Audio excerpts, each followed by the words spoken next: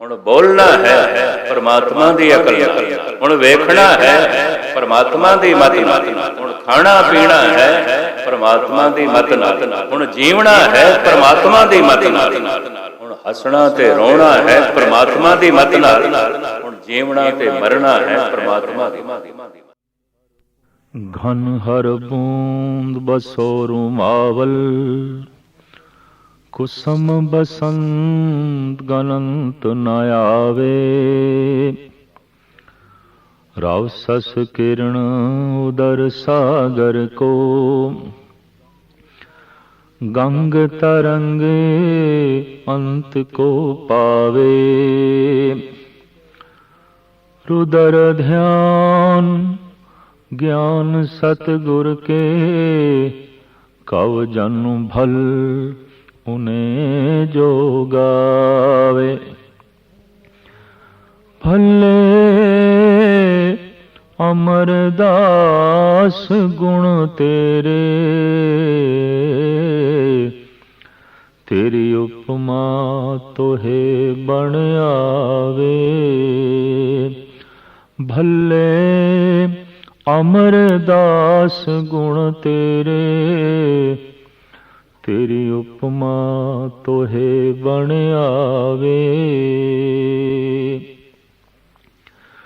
धन गुरु अमरदास जी महाराज ऐसी बृद्ध मूर्ति ਹਨ ਜਿਨ੍ਹਾਂ ਦੇ ਜੀਵਨ ਦੀ ਛਾਪ ਜਗਤ ਨੂੰ ਇਹ ਉਪਦੇਸ਼ ਦਿੰਦੀ ਹੈ ਕਿ ਉਮਰ ਦੇ ਕਿਸੇ ਵੀ ਹਿੱਸੇ ਵਿੱਚ ਮਨੁੱਖ ਨੂੰ ਨਿਰਾਸ਼ ਨਹੀਂ ਹੋਣਾ ਚਾਹੀਦਾ।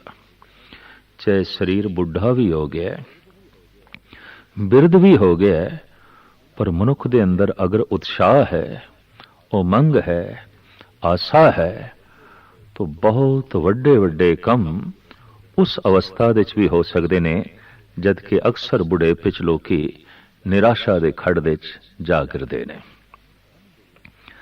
ਧੰਨ ਗੁਰੂ ਅਮਰਦਾਸ ਜੀ ਮਹਾਰਾਜ ਦਾ ਜਨਮ ਪਿੰਡ ਬਾਸਰਕੇ, ਜ਼ਿਲ੍ਹਾ ਅੰਮ੍ਰਿਤਸਰ, ਮਾਤਾ ਲਖਮੀ ਜੀ ਦੀ ਕੁੱਖੋਂ ਪਿਤਾ ਤੇਜਭਾਨ ਦੇ ਘਰ ਵਿੱਚ ਹੋਇਆ। ਆਪ ਜੀ ਦਾ ਜਨਮ ਵਿਸਾਖ ਸੁਦੀ 14 1526 ਵਿੱਚ ਹੋਇਆ। ਆਪ ਜੀ ਦੀ ਸੰਤਾਨ ਮੋਹਰੀ ਜੀ, ਮੋਹਨ ਜੀ ਤੇ ਦੋ ਪੁੱਤਰੀਆਂ ਦਾਨੀ ਜੀ, ਭਾਨੀ ਜੀ। ਇਹ ਆਪ ਜੀ ਦਾ ਗ੍ਰਸਤੀ ਜੀਵਨ ਸੀ। ਬੱਚਿਆਂ ਵਿੱਚ, ਪਰਿਵਾਰ ਵਿੱਚ, ਘਰ ਗ੍ਰਸਤੀ ਵਿੱਚ ਆਪ ਜੀਵਨ ਇਸ ਢੰਗ ਦਾ ਬਤੀਤ ਕਰ ਰਹੇ ਸਨ ਜੈਸੇ ਕਿ ਪਾਣੀ ਵਿੱਚ ਰਹਿੰਦਾ ਹੋਇਆ ਕਮਲ। ਲੇਕਿਨ ਫਿਰ ਵੀ ਇੱਕ ਧੂ ਅੰਦਰ ਬਣੀ ਰਹਿੰਦੀ ਸੀ ਕਿ ਪਰਮ ਆਨੰਦ ਉਹ ਜੋ ਸਮਾਧੀ ਹੈ ਉਹ ਨਸੀਬ ਹੋਵੇ।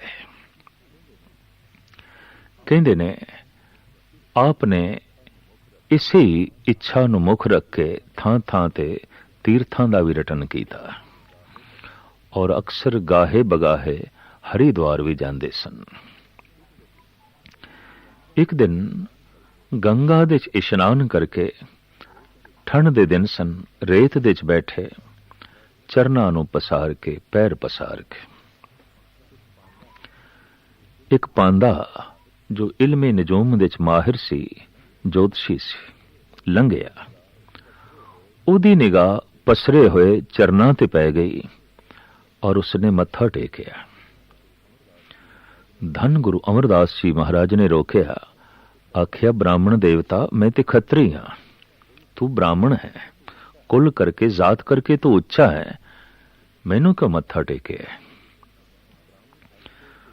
ਤਾਂ ਬ੍ਰਾਹਮਣ ਹੱਥ ਜੋੜ ਕੇ ਕਹਿਣ ਲੱਗਾ, ਮਹਾਰਾਜ ਤੁਹਾਡੇ ਚਰਨਾਂ ਵਿੱਚ ਪਦਮ ਹੈ।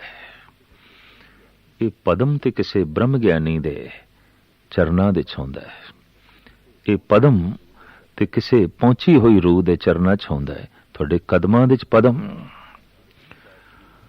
ਤਾਂ ਗੁਰੂ ਅਮਰਦਾਸ ਜੀ ਮਹਾਰਾਜ ਬੜੀ ਰੂਹਾਨੀ ਮੁਸਕਰਾਹਟ 'ਚ ਕਹਿਣ ਲੱਗੇ, ਬ੍ਰਾਹਮਣ ਦੇਵਤਾ, ਮੈਂ ਤੇ ਇੱਕ ਯਾਤਰੀ ਹਾਂ, ਬਿਲਕੁਲ ਯਾਤਰੀ।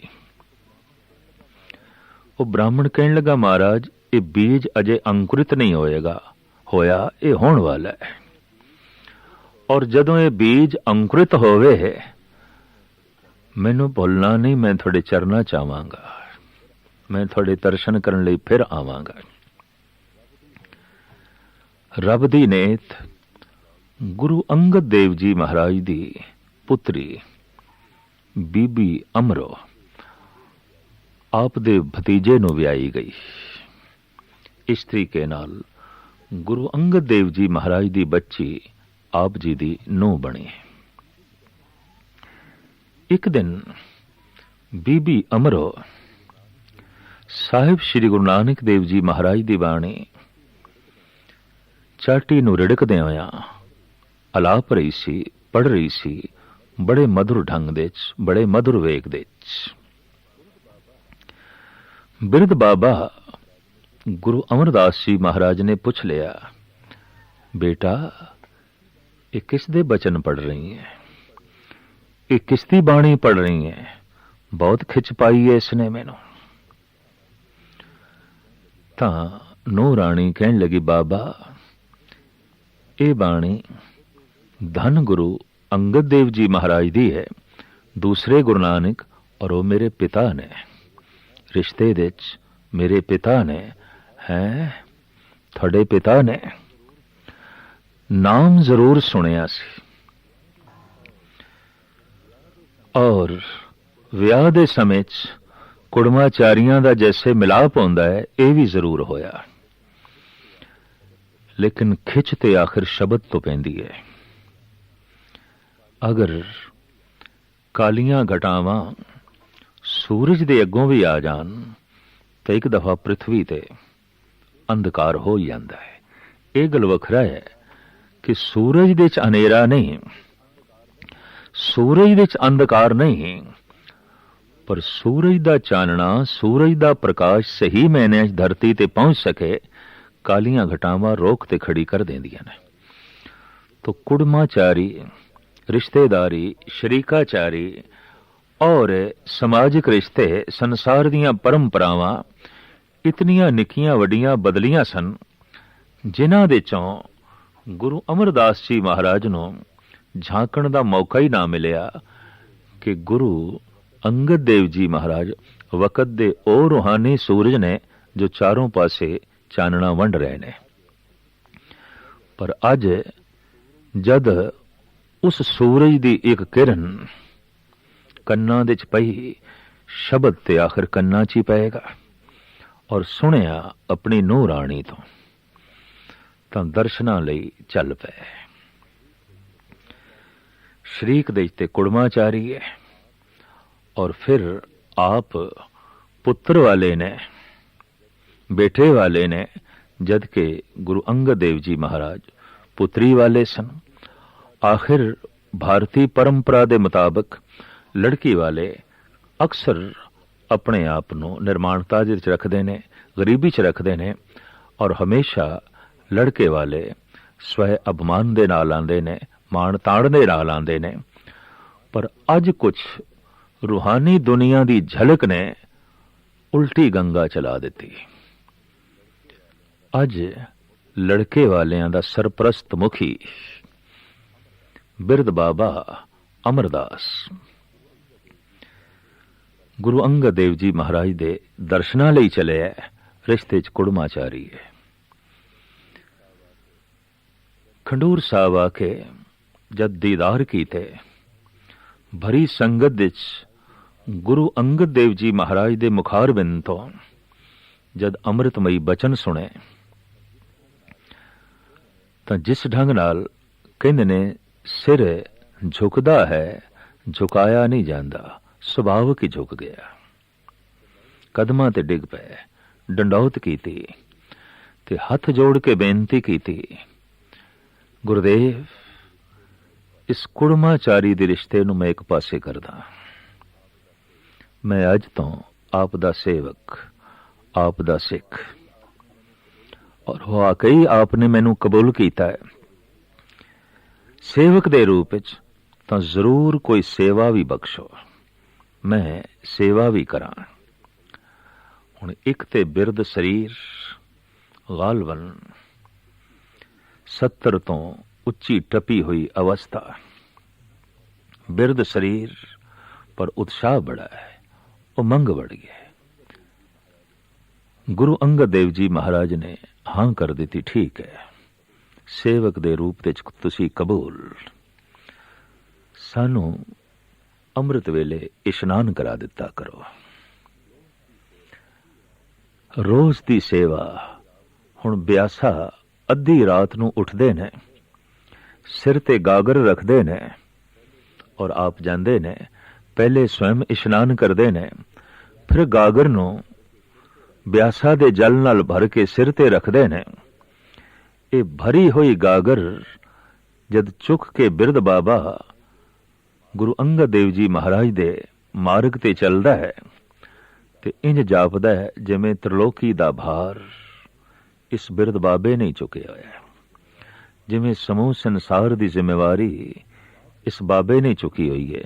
ਬਾਅਦ ਵਿੱਚ ਵਾਕਈ ਆਪ ਦੇ ਕਿਰਦਾਰ ਰਾਹੀਂ, ਆਪ ਦੇ ਪ੍ਰਚਾਰ ਰਾਹੀਂ ਇਹ ਸਭ ਕੁਝ ਪ੍ਰਗਟ ਵੀ ਹੋਇਆ। ਇਹ ਸੇਵਾ ਆਪਨੇ ਕੋਈ ਇੱਕ ਦਿਨ ਨਹੀਂ ਕੀਤੀ, ਇੱਕ ਮਹੀਨਾ ਨਹੀਂ ਕੀਤੀ, ਇੱਕ ਸਾਲ ਨਹੀਂ, ਬਲਕਿ 12 ਸਾਲ ਕੀਤੀ। ਰੋਜ਼ ਅੱਧੀ ਰਾਤ ਨੂੰ ਉੱਠਣਾ ਹੈ, ਬਿਆਸਾ ਤੇ ਪਹੁੰਚਣਾ ਹੈ, ਅੰਮ੍ਰਿਤ ਵੇਲੇ ਹੁੰਦੇ ਹੁੰਦੇ ਤੱਕ ਜਲ ਭਰ ਕੇ ਲਿਆਣਾ ਹੈ ਔਰ ਗਾਲਬਨ 3 ਕੋਹ ਦਾ ਪੈਂਡਾ ਹੈ, 6 ਕਿਲੋਮੀਟਰ ਦਾ ਇਹ ਰਸਤਾ ਹੈ ਜੋ ਆਪ ਰੋਜ਼ ਤੈਅ ਕਰਦੇ ਨੇ, ਜਾਣਾ ਤੇ ਆਣਾ।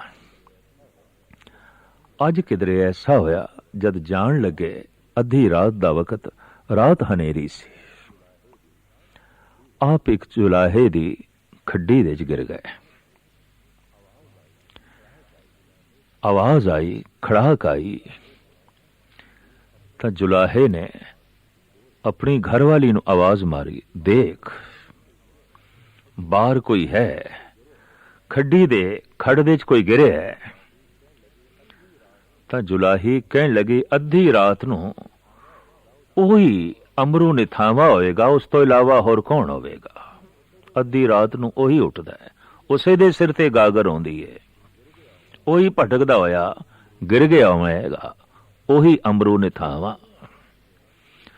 ਬਥੇਰਿਆਂ ਨੂੰ ਇਹ ਸੋਚਣ ਦਾ ਮੌਕਾ ਮਿਲ ਗਿਆ ਕਿ ਬਿਰਧ ਸਰੀਰ ਹੈ, ਸ਼ਾਇਦ ਪੁੱਤਰ ਨਹੀਂ ਰੱਖਦੇ, ਭਤੀਜੇ ਨਹੀਂ ਰੱਖਦੇ, ਤਾਂ ਹੀ ਤੇ ਸ਼ਰੀਕਾਂ ਦੇ ਘਰ ਆ ਕੇ ਟਿਕੇ ਨੇ, ਔਰ ਸਿਰਫ ਟਿਕੇ ਹੀ ਨਹੀਂ, ਤਾਂ ਹੀ ਤੇ ਬਿਆਸਾ ਤੋਂ ਗਾਗਰ ਜਲਦੀ ਭਰ ਕੇ ਲਿਆਂਦੇ ਨੇ, ਦਿਨ ਨੂੰ ਲੱਕੜਾਂ ਫਾੜਦੇ ਨੇ, ਤੱਪੜ ਛਾੜਦੇ ਨੇ, ਲੰਗਰ ਬਣਾਉਣ ਦੀ ਸੇਵਾ ਕਰਦੇ ਨੇ, ਇਹ ਨੌਕਰੀ ਕਰਦੇ ਨੇ, ਇਹ ਗੁਲਾਮੀ ਕਰਦੇ ਨੇ, ਇਹਨਾਂ ਦਾ ਕੋਈ ਥਾਂ ਨਹੀਂ। ਪਰ ਚੱਲ ਤੋਂ ਗਈ ਗੱਲ ਖੰਡੂਰ ਵਿੱਚ, ਅਮਰੂ ਨਿਥਾਵਾ, ਅਮਰੂ ਨਿਥਾਵਾ, ਅਮਰੂ ਨਿਥਾਵਾ। ਇਹ ਬਚਨ ਧੰਨ ਗੁਰੂ ਅੰਗਦ ਦੇਵ ਜੀ ਮਹਾਰਾਜ ਦੇ ਕਦਮਾਂ 'ਚ ਪਹੁੰਚੇ ਔਰ ਆਪ ਦੇ ਕੰਨਾਂ ਨੇ ਸੁਣ ਕੇ हैरानगी जताई है। अमरू ने थावा, जैसे अमरदास जी आए, कोल बिठाया, सिर ते हथ रख के कहने लगे, गुरु अमरदास निथावियां दी थां, गुरु अमरदास निमाणियां दे मान, गुरु अमरदास निओटियां दी ओट, गुरु अमरदास ने आसरियां दे आसरे। इंज लगातार वर दे ही गए और ये वाकई स्पष्ट होया कि गुरु अमरदास निथावियां दी थां बने, निमाणियां दे मान बने, ने आसरियां दे आसरे बने, ने ओटियां दी ओट बने।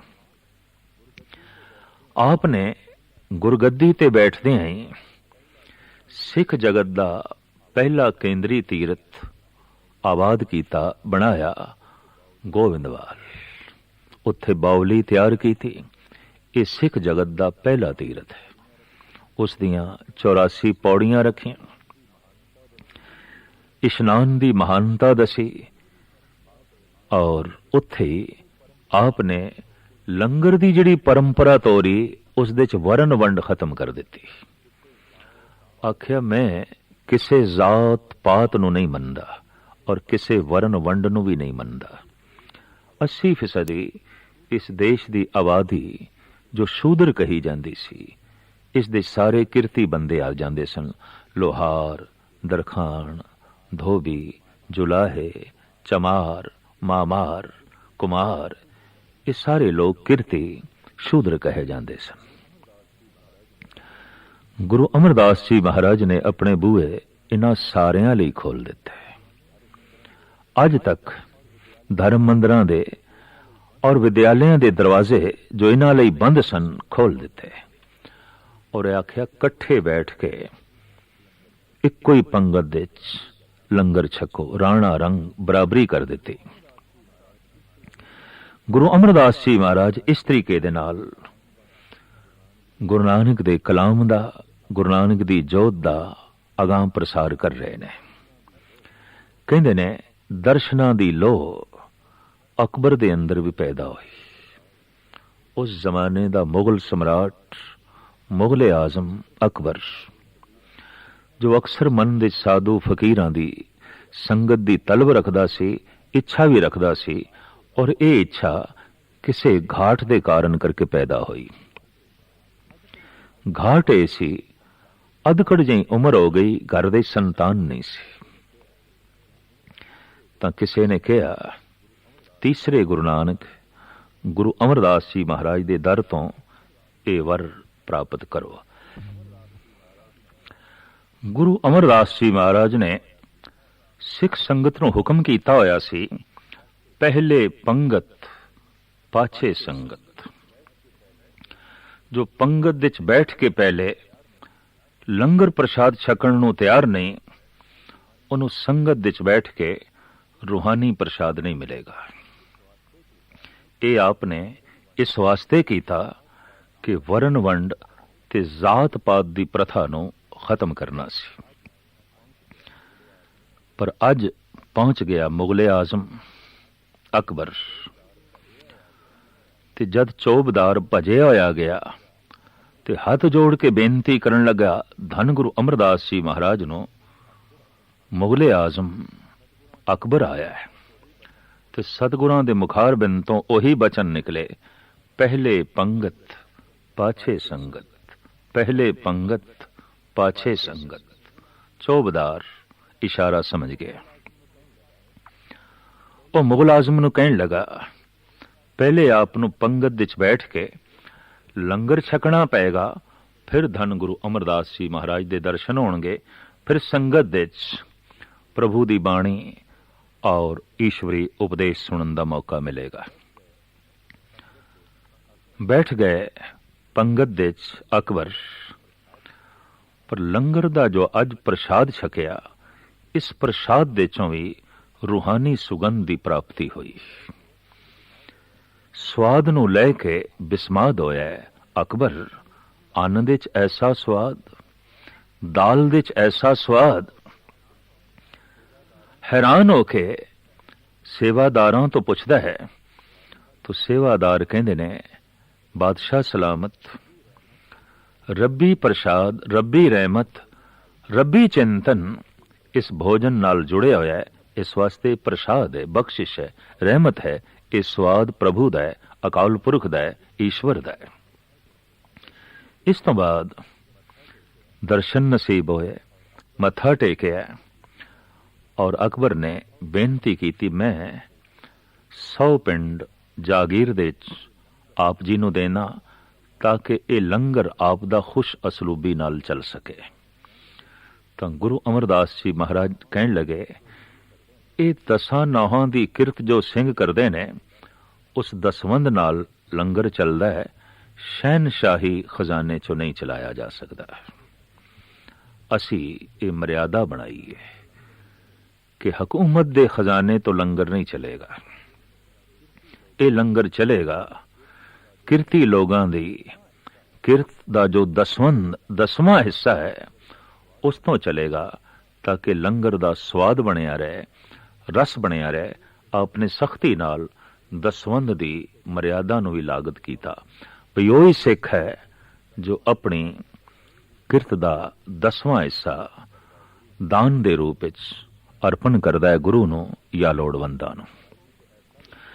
ਗੁਰੂ ਗੋਬਿੰਦ ਸਿੰਘ ਜੀ ਮਹਾਰਾਜ ਨੇ ਤੇ ਐਸਾ ਲਿਖਿਆ ਹੈ ਕਿ ਜੋ ਬਾਬੇ ਕੇ ਦਾਮ ਨ ਦੇ ਹੈ ਤਿਨ ਤੇ ਗਹਿ ਬਾਬਰ ਕੇ ਲੈ ਹੈ।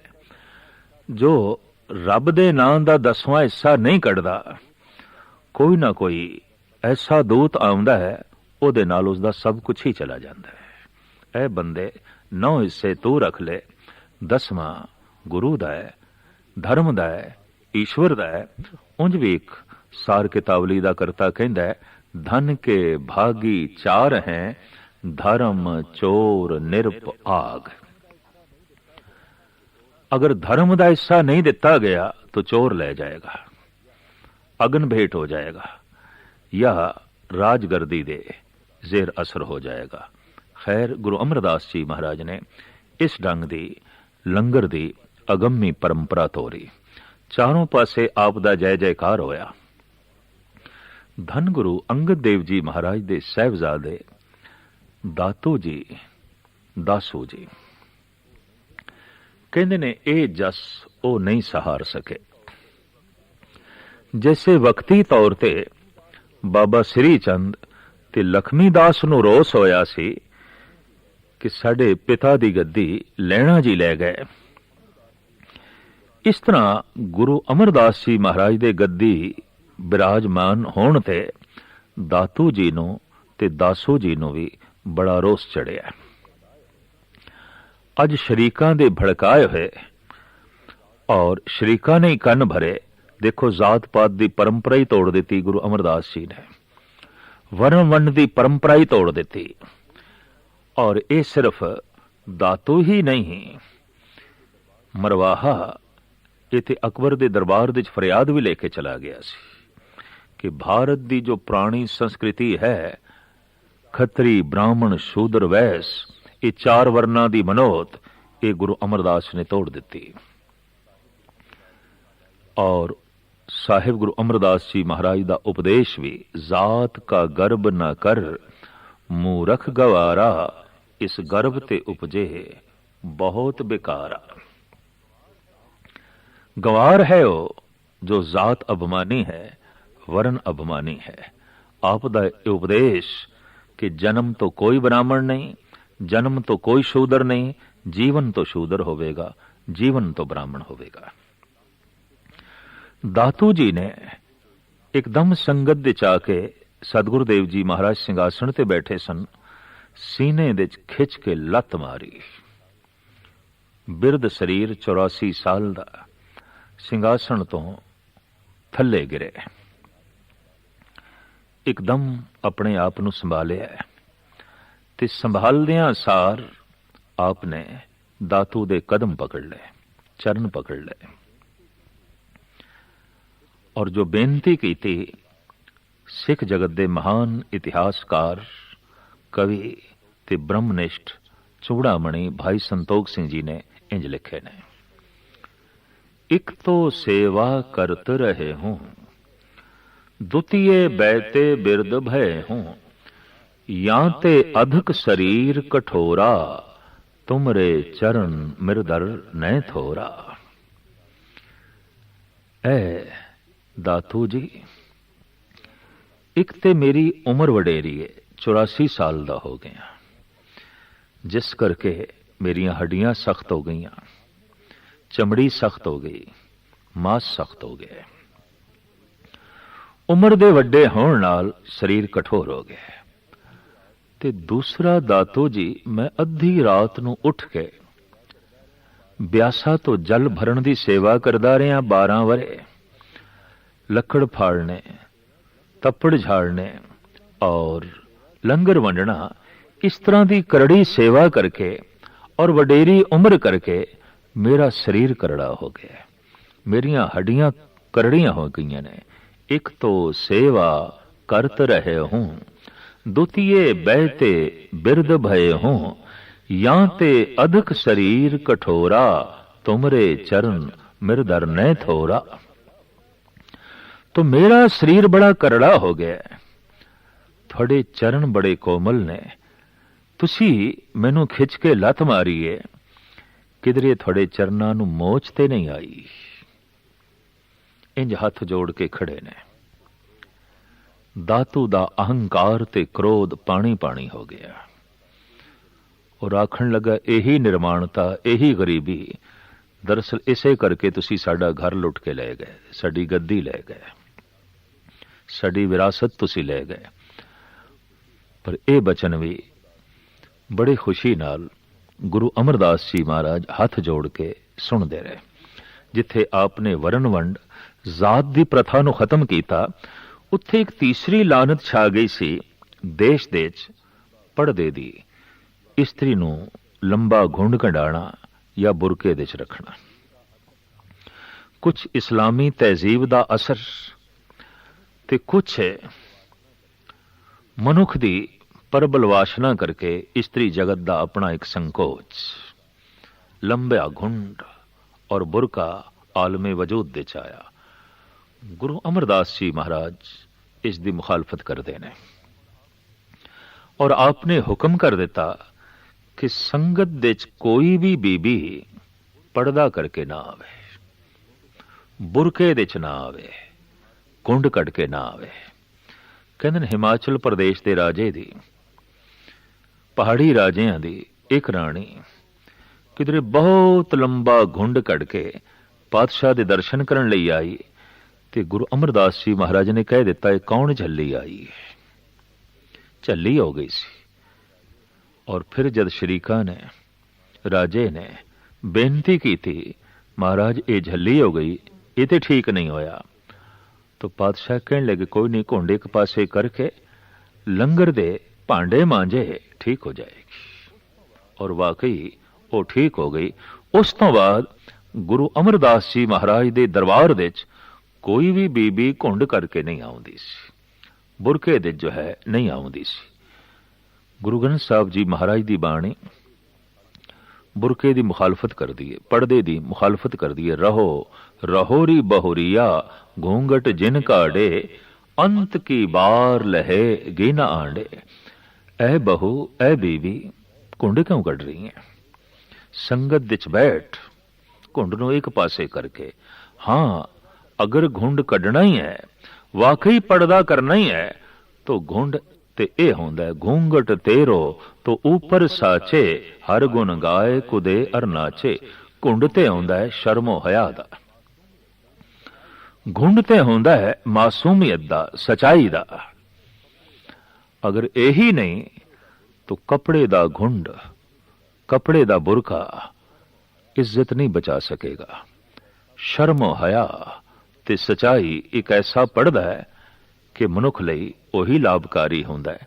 ਧੰਨ ਗੁਰੂ ਅਮਰਦਾਸ ਜੀ ਮਹਾਰਾਜ ਨੇ ਜਿੱਥੇ ਸਮਾਜ ਦਾ ਸੁਧਾਰ ਕੀਤਾ, ਧਾਰਮਿਕ ਜਗਤ ਦੇ ਚ ਆਏ ਹੋਏ ਪਖੰਡ ਨੂੰ ਜੋ ਹੈ ਇੱਕ ਪਾਸੇ ਕੀਤਾ, ਔਰ ਇਸ ਤਰੀਕੇ ਦੇ ਨਾਲ ਸਾਰੀ ਮਾਨਵਤਾ ਦੇ ਲਈ ਇੱਕੋ ਰਸਤਾ, ਇੱਕ ਦਾ ਪੁਜਾਰੀ, ਇੱਕ ਦਾ ਸੰਦੇਸ਼, ਇੱਕ ਦਾ ਉਪਦੇਸ਼ ਦਿੱਤਾ।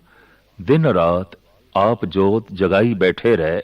ਗੋਬਿੰਦਵਾਲ ਦੇ ਵਿੱਚ ਦੂਰ ਦੂਰ ਤੋਂ यात्री आंदे रहे, संगतां आंदियां रहियां, आप दे दर्शनां दा लाभ उठा के आप तो रूहानी लाभ प्राप्त कर दियां रहियां। भट्टा ने आप दी उपमा दे जो पावन पवित्र एक सवैया उचारण कीता है, वो ये है कि सूरज दियां किरणां जिवें नहीं गिणियां जा सकदियां, सागर दियां लहरां जिवें नहीं गिणियां जा सकदियां, बसंत रुत दे च बसंती फुल जो खिड़दे ने ਉਹ ਜਿਵੇਂ ਨਹੀਂ ਗਿਣੀਆਂ ਜਾ ਸਕਦੀਆਂ, ਜਿਵੇਂ शिव जी ਦਾ ਲੰਬਾ ਗਹਿਰਾ ਧਿਆਨ ਨਹੀਂ ਨਾਪਿਆ ਜਾ ਸਕਦਾ, ਇਸੇ ਤਰੀਕੇ ਨਾਲ हे ਗੁਰੂ ਅਮਰਦਾਸ ਜੀ ਤੁਹਾਡੇ ਗੁਣ ਨਹੀਂ ਨਾਪੇ ਜਾ ਸਕਦੇ, ਤੁਹਾਡੀ ਮਹਿਮਾ ਨਹੀਂ ਨਾਪੀ ਜਾ ਸਕਦੀ। ਗਨ ਹਰ ਬੂੰਦ ਬਸੋ ਰੁਮਾਵਲ, ਕੁਸਮ ਬਸੰਤ ਗਨੰਤ ਨਾ ਆਵੇ, रवसस किरण उदर सागर को, गंग तरंग अंत को पावे।